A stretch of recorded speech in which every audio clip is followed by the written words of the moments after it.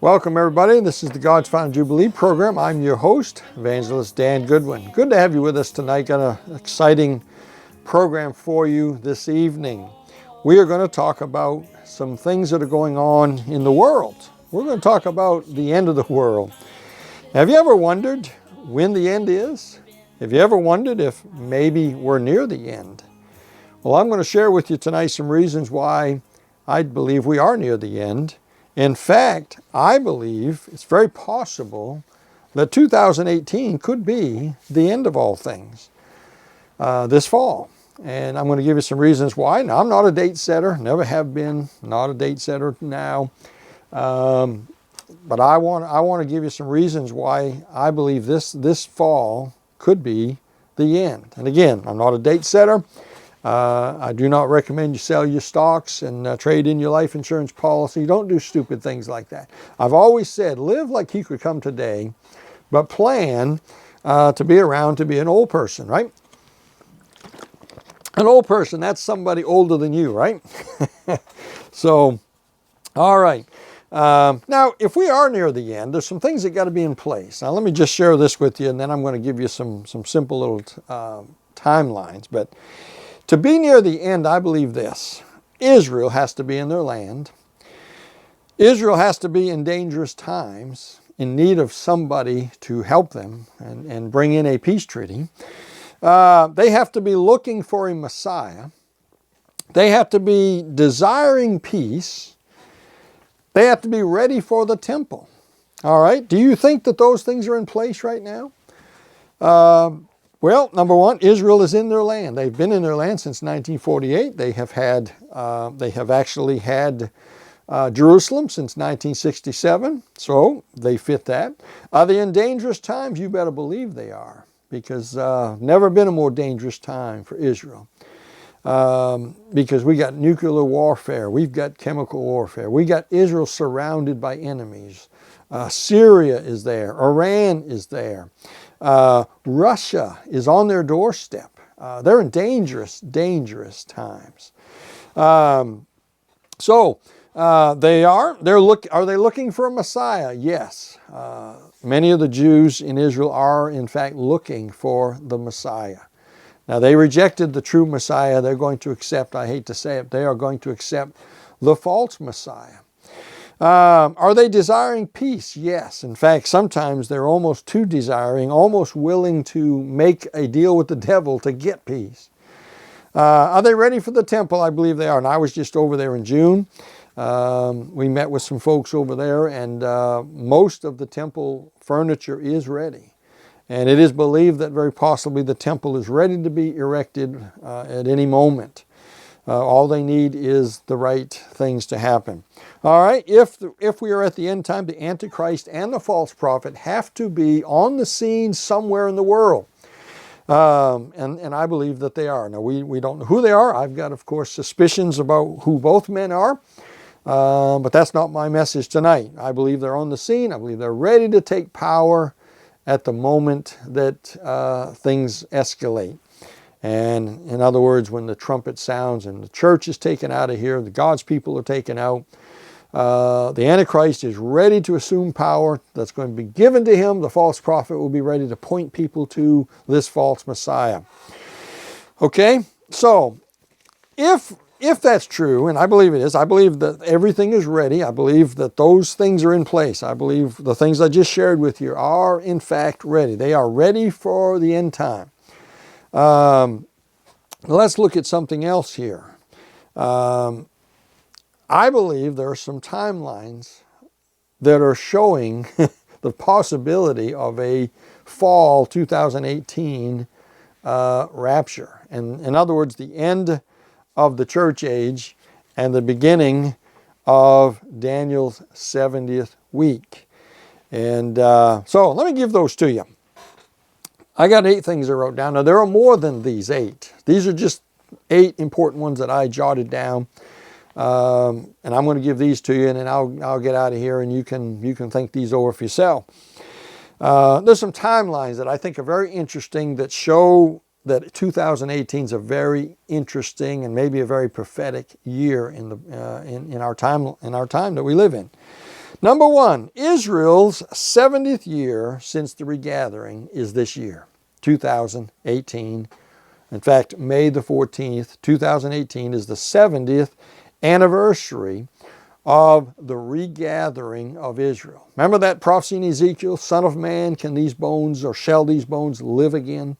I believe that's a prophecy that Israel was going to come back and be a nation again. You realize that in Ezekiel, they have just been taken into Babylon. Ezekiel, Jeremiah, Israel is just taken into captivity, the book of Daniel, the Babylonian captivity we call it. And they will spend 70 years outside of their homeland, outside of Israel, in Babylon, serving as slaves to Babylon.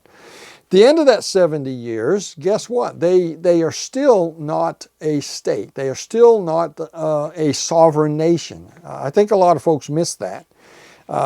Even a few hundred years later, when Jesus comes on the scene, they are not a sovereign nation. Yes, they're in their land. Yes, they have a temple. Yes, they have a governor and whatnot. But they are under Roman rule.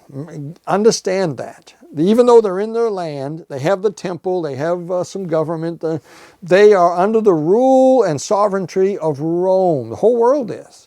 Okay, understand that. So in 605 BC, when Israel lost their statehood, they did not regain that statehood when they left Babylon. They did not regain their statehood when they built the wall in Nehemiah and the temple in Ezra. And when Jesus shows up on the scene, they were not a sovereign state. Understand that. You've got to understand that. They have not been a state until almost 2,000 years later, or actually 2,500 years from 605 BC. 2,500 years later, or actually I believe it's kind of more like 2,520 years, they became a state on May 14th, 1948. Do you see the significance of that date? Do you see how important and how earth-shattering that event was? After 2,500 years of not being a sovereign nation, you become a nation again? Only one nation in history has ever done that, and that's Israel. All right? So, Israel becomes a nation again. After how many years? 70 years. Now let me read a verse for you in Jeremiah chapter 29, verses, I think it's verse 10, but 8 through 10 here. I'm just going to read, I think, verse 10. After 70 years be accomplished in Babylon, I will visit you and perform my good word toward you in causing you to return to this place.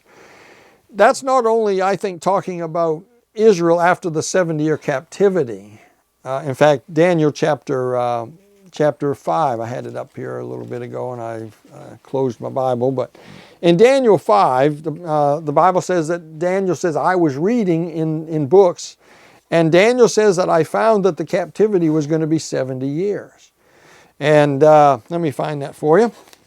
Daniel chapter 5, I believe it is. Here we go. Let's see. No, it's not 5. Oh, it's Daniel chapter 9, chapter 9, verse 2. In the first year of his reign, now this is Darius. This is at the end of the 70 years, or close to the end of the 70th year of the captivity. In the first year of the reign of Darius, son of Husras, of the seed of the Medes, which was made over the realm, in the first year of his reign, I, Daniel, understood by books the number of the years whereof the word of the Lord came to Jeremiah the prophet, that he would accomplish 70 years in the desolations of Jerusalem. And then, of course, Daniel begins to pray. This is the famous and important Daniel chapter 9. This is what started this off. And of course, Daniel's going to have a vision. God's going to show him the 70 weeks that are to come. But it happens at the end of the 70th year of captivity in Babylon that Daniel is reading. Now, we think Daniel was reading the book of Jeremiah and the prophet Jeremiah about the fact that after 70 years are accomplished in Babylon. That's what it says in Jeremiah 29. After 70 years be accomplished at Babylon, I will visit you and perform my good word toward you in causing you to return to this place. What place? Back into their homeland. They didn't get their sovereignty back, but they did get their land back. They got their temple back. They built the wall. They built the temple. And the rest is history, right? For 400 years, and then Jesus comes on the scene. Of course, 70 AD, the temple is destroyed. Every stone, not one stone is left upon another. Okay, that's history. We understand that. But notice what he says, after 70 years be accomplished, God says, I'm going to visit you after 70 years. And he did. After the captivity, God visits them. Nehemiah aids them in the building of the wall. Ezra aids them in the building of the temple with the help of the Medes and the Persians and the king there. All right? What's interesting about that is that 70 years, God says, I will visit you after 70 years. Now, isn't it interesting that Israel has been in their land now for 70 years, almost? This coming May will be the 70th anniversary, just a couple months from now. Isn't that interesting that 70 years again? Is it possible that there's a hidden prophecy here in this verse, in Jeremiah chapter 29, verses 8 through 10? Is it possible that the Lord is giving us a little tidbit here that just as in the captivity after 70 years, I visited my people and they were returned to their place. Is it possible that after 70 years of being in their homeland from 1948 to 2018, that God will visit them after 70 years again, will be taken out, and God will deal with Israel? It's possible. All right, so that's number one. Number two, so not only is this 2018 is Israel's 70th anniversary of being in their land, which, by the way, is huge, huge, huge, because of what I said. It's been since 605 BC, 2,500 years. They were not a sovereign nation. In fact, many of those years they were scattered, and then they began. And then 1948, they got their homeland back, became a sovereign nation, recognized by the United Nations, America, England, others, as a sovereign nation. And that's huge after 2,500 years. And now 70 years later, here we are. 70 years later, everything's in place. Israel's looking for a Messiah. They have the temple ready. They're in grave danger. The nations around them, Russia, Syria, Iran, and others, waiting to devour them. It's all happening after and here we are at the 70th year. And not only that, then we hear that Donald Trump, the last Trump, gets elected. And what does Donald Trump do? He keeps one of his promises and decides to move the embassy, the U.S. embassy, to Jerusalem.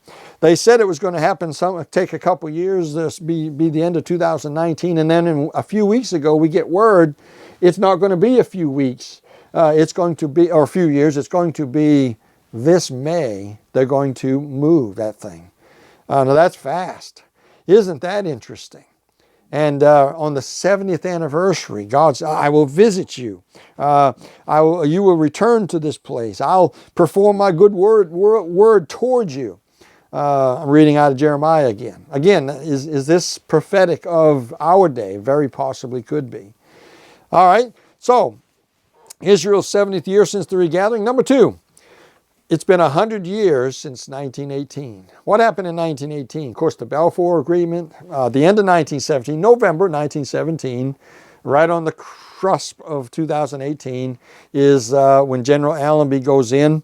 And that's number three I've got on my list here. But number two is the end of World War I was in 1918. By the way, November of 1918 to 2018. So it's been 100 years since World War I. It's been 100 years since the Balfour Agreement, General Allenby taking Jerusalem in November of 1917, just about 2018. So we're at 100 years for that. That's interesting. It's been 50 years since the 1967 Six-Day War. And by the way, I was in Israel on June 7th this past year.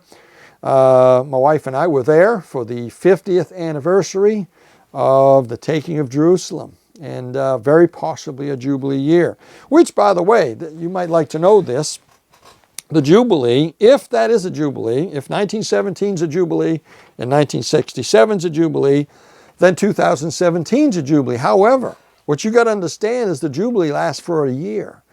The Jubilee begins in Tishri, which is a fall month, and it ends in Tishri, on Tishri 1, a year later, almost to the day, a year later. All right. So, in other words, if the Jubilee begins in the fall of 1917, It ends in the fall of 1918. Did you catch that? Here's our 1918 again, 100 years later. Well, if that's true, then the Jubilee also begins again in 1967, but it would begin in the fall of 1967 with the taking of Jerusalem there, which happened in November. And then all the way around to November again would be the end of the Jubilee. The Jubilee would end in the fall, again, 1968. All right, so really you could go look at 1918, 1968, 2018 for the final 70th Jubilee, which it is, by the way. That's number 5 on my list. So number 1, Israel's 70th anniversary of the regathering of Israel after 2,500 years, or 2520. Number 2, 100 years since 1918, the end of World War I. Number 3, 100 years from the Balfour Agreement, Allenby taking Jerusalem, very possibly a Jubilee cycle. And number 4, 50 years since the taking of Jerusalem, 1967, which would end in 1968. 50 years later would be a Jubilee. By the way, we're coming up possibly on the 70th Jubilee from Moses, if this is a Jubilee coming up. If we are in a Jubilee right now, and we don't know that we are, but if we are, it would end this coming fall. Tishri 1. If you're not convinced of that, go back and watch my last 3 videos, especially the last one, the 27-minute one, about the date of the Jubilee. And when does the Jubilee begin and when does it end? Very important that you understand that. A lot of different opinions on that today, but I am convinced the Jubilee begins on Day of Atonement in Tishri in the fall and ends a year later on Tishri 1. I'm convinced of that. I'm convinced of that beyond any shadow of a doubt, and I believe I proved that on the video. All right, 70. If this is the Jubilee coming up, if we're in it now, guess what? It's the 70th from Moses. It's the 120th from Adam. 6,000 years of history is 120 50-year periods, 120 Jubilees. All right, and that's number 6, 120th Jubilee since creation, since Adam, which, by the way, creation took place, I believe, in Tishri, on Tishri 1 at 6 p.m. Another way we know that is, a few days later, you find out that God created, in God's creation, Adam and Eve, what did they eat in the garden? They ate a piece of fruit. When is the fruit season in Israel? It's in the fall. When creation happened in the fall, and they ate the fruit that was ready, that God created ready, and they ate the fruit that was forbidden. All right? 2 more. Number 7, May 14th, 1948 is 70 years from this year. And I think I already got ahead of myself and gave you that. We are 70 years from the anniversary of the regathering of Israel. And the last one, and I already gave you this too, the U.S. Embassy in Jerusalem is going to be celebrated and moved there in this May 2018. That's interesting. Now, does any of this mean that the Lord's coming in 2018? No, not at all. I'm just throwing this out. This is interesting. All these things pointing to 2018 in the fall being a substantial and important timeline here. This fall, 2018, is 70 years exactly from the regathering of Israel. It's 100 years exactly from the end of World War I. It is 100 years from the Balfour Agreement, and General Allenby taking Jerusalem in 1917. It is 50 years from the 1967 taking of Jerusalem in Israel, the Six-Day War, a miraculous war. It is the 70th, it would be the 70th year Jubilee from Moses. It'd be the 120th Jubilee from Adam, creation. It would be 70 years from the founding of Israel in 1948 in May. Very interesting. So, does that mean the Lord's coming this fall? It doesn't mean we can know for sure, because we can't. But I'm telling you, you better keep looking, and you better be ready. Because every day that passes, we're a little bit closer to the return of Jesus Christ. And you need to be ready for Him. To be ready for Him, number 1, you need to be saved. You need to know for sure that you're going to heaven. To know for sure you're going to heaven, you've got to know that you're a sinner. You've got to know that sinners are condemned to the lake of fire, to hell for all of eternity. Jesus Christ died on the cross, paid your sin debt. He paid in full for every wrong deed that you have ever done. And before you die, you have got to trust Jesus Christ as your personal Savior. That's your only hope of going to heaven. It's not by living good. It's not by being a part of a church. It's by trusting in Jesus Christ as your Savior. That's how you get rapture ready, is you've got to be saved. Also to be rapture ready, not only be saved, but be ready. Be living for the Lord and be watching for Him so that you're not ashamed at His appearing. All right, you've been listening to God's Final Jubilee program. You can find us at godsfinaljubilee.com. And you can find my bookstore is there. My new book, The Mystery of the Jubilee, is there. And as well as my Facebook page is there, my YouTube channel, my blog and other things are all there on the website. So I hope this has been a help to you, an encouragement. Again, we don't know. I'm not saying that the Lord's coming this fall. I'm saying it's my number one guess is this fall. But you just don't know. So be ready, my friends, and tell your friends, and be sure to subscribe to the YouTube channel if you haven't. And we'll keep plugging away here. We've got a lot of things going on, a lot of things I'll be sharing with you in the near future that we're working on. Okay? All right. God bless y'all.